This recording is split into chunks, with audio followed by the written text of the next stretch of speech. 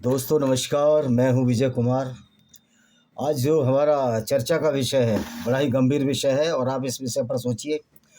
भारत में हिंदू अनुसूचित जनजाति या सो कॉल्ड शेड्यूल्ड कास्ट और शेड्यूल्ड ट्राइब जो कि भारत सरकार ने अपने संविधान की खास अनुसूची में रखे हैं।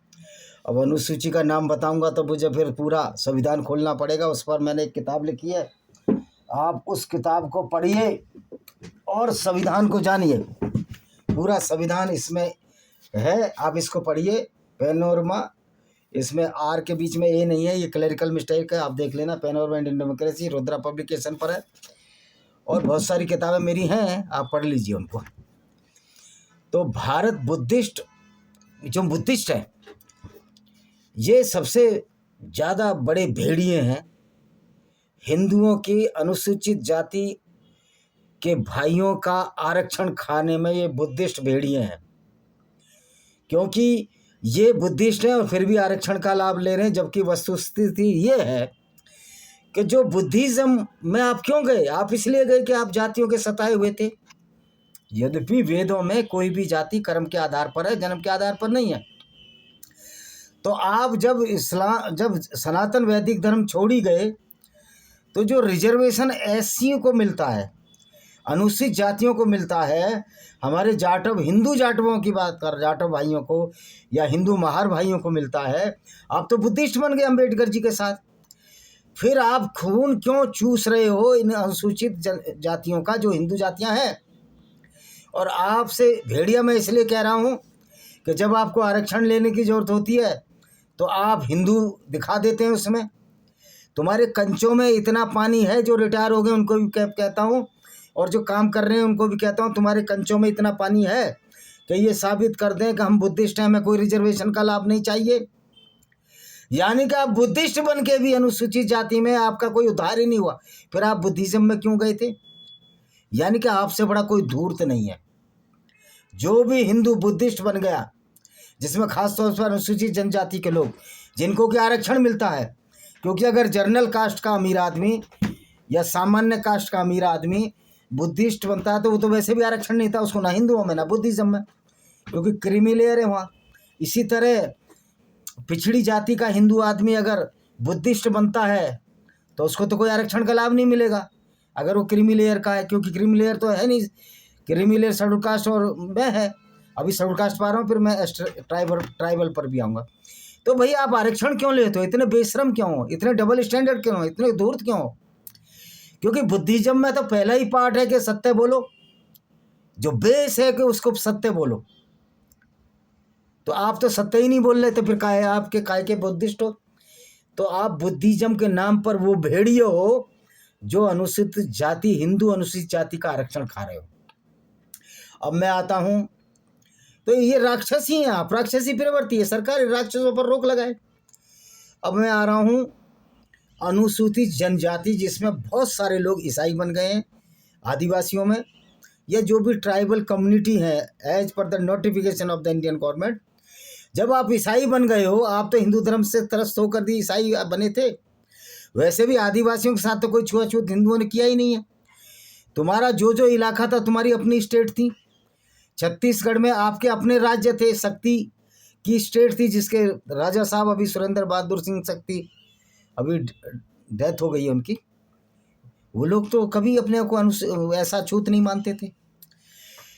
फिर जो ईसाई बन गए हैं, हर विभाग में है, हम इसमें रिट डालेंगे और सरकार से पूछेंगे अभी, भाई इनको अनुसूचित जाति का लाभ क्यों, जनजाति का लाभ क्यों मिल रहा है? ये तो क्रिश्चियन है, कन्वर्टेड क्रिश्चियन है। उनके नाम देख लीजिए, उनके रीति रिवाज देख लीजिए, वो सनातन वैदिक धर्म को फॉलो ही नहीं करते हैं, तो ये आरक्षण का लाभ क्यों ले रहे हैं? खासतौर पर अनुसूचित जातियों में, खासतौर पर उरांव में जो जाति है वो बहुत बड़ी संख्या में क्रिश्चियन हो गई है। और फिर तुम क्रिश्चियन हुए हो, जिसमें झूठ है कि 6 दिन में दुनिया बन गई, तो फिर आप कौन से वहाँ बड़ी अच्छी आइडियोलॉजी में चले गए हो? फिर आदिवासियों तो कोई भेदभाव कभी नहीं हुआ, तुम्हारे तो अपने अपने इलाके थे, तुम्हारी मेजोरिटी थी, तुमसे भला कौन भेदभाव कौन कर सकता था? अनुसूचित जातियों से भेदभाव हुआ, ये मानते हैं हम लोग किया कुछ दुष्ट प्रवृत्ति के लोगों ने, जिसमें कोई भी जाति के लोग हो सकते हैं, मूर्ख स्मृति के आधार पर, मनुस्मृति के आधार पर भी भेदभाव की तो उसमें भी नहीं है। हाँ, वहाँ कुछ मूर्खताएं हैं कि ब्रह्मा के मुख से ब्राह्मण पैदा हो गया, ये सब तरफ की मूर्खताएं, कोई अनुसूचित जनजाति मतलब कोई भुजा से पैदा हो गया, ये सब साइंस के हिसाब से बेवकूफ़ी है। इसलिए हम मनुस्मृति को मूर्ख स्मृति कहते हैं, उसको मानने की आवश्यकता ही नहीं है। जो किताब मानव हितों के खिलाफ है, भाई विज्ञान के खिलाफ, उसको मत मानो। तो भाई तुम अनुसूचित जनजाति में आदिवासी हो और ईसाई बन गए तो तुमको भी आरक्षण का लाभ नहीं होना चाहिए। अब पिछड़ी जातियों पाइए, पिछड़ी जातियों में मुसलमानों को आरक्षण मिलता है। भाई तुम्हारा इस्लाम तो किसी जातिवाद को ही नहीं मानता। तुम्हारा इस्लाम तो कहता है कि सिर्फ मुसलमान ही पूरी दुनिया में रहने चाहिए। तुम जो छुआछूत करते हो, भेदभाव करते हो, गैर मुस्लिमों से करते हो। तो गैर मुस्लिमों से जब इस्लाम छुआछूत भेदभाव करता है, उनको गंदा, पोटी जितना गंदा, नजस बताता है, तो क्यों ना कुरान पर ऐसी आइडियोलॉजी पर बैन लगा दिया जाए? क्यों नहीं एक ऐसा एक्ट बने जो कुरान और इस्लाम को मानने वाले मुसलमान, जो कि हमको गंदा कहते हैं, कुरान की किताब, कुरान की व्याख्या के अनुसार हमको नजस पोटी जितना गंदा कहते हैं, क्यों ना कुरान और मुसलमानों पर ऐसा एक्ट लगना चाहिए कि कुरान तो पूरी दुनिया के गैर मुस्लिमों को भेदभाव करती है, उनको छोटा मानती है, उनको नजस और नीच मानती है। ये कुरान की आयतों से बता रहा हूँ। तो फिर मुसलमानों के खिलाफ कोई एक्ट और कुरान के खिलाफ एक्ट क्यों नहीं बनाया जाए?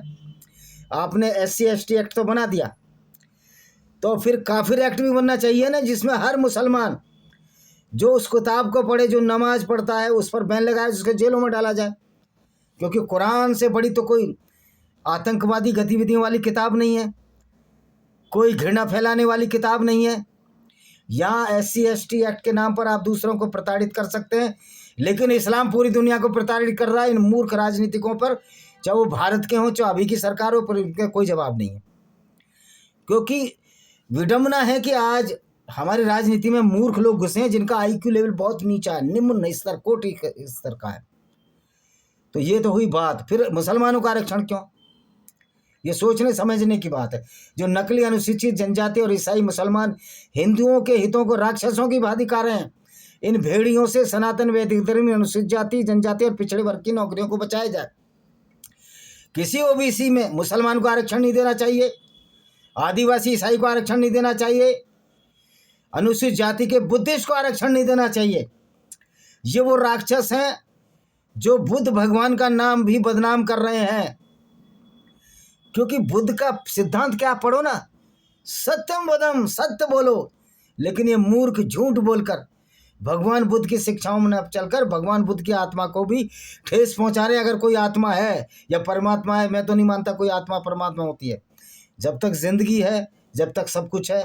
तो दोस्तों, एक छोटा सा ये मैंने वीडियो डाला, इस पर गौर फरमाएं और भारत सरकार से हर जगह जुलूस की शक्ल में जाएं कि हमें अपने आदिवासी भाई, अनुसूचित जनजाति और जाति और पिछड़े वर्ग की हिंदू जातियों के आरक्षण के लिए हम लड़ेंगे, युद्ध करेंगे। उसमें हमारा ब्राह्मण और राजपूत और जो को सोकॉल्ड जर्नल जाति क्रीमी लेयर वाली है, और क्रीमी लेयर वाले OBC जो कि आरक्षण का लाभ नहीं ले सकते, वो भी हमें सहयोग करें। इसके खिलाफ एक बहुत बड़ा आंदोलन चलाने की जरूरत है। ये एक छोटा सा वीडियो, इस वीडियो को शेयर करें, चैनल को सब्सक्राइब करें, बेल आइकन दबाएं। वंदे मातरम, जय हिंद, आपका दिन शुभ हो।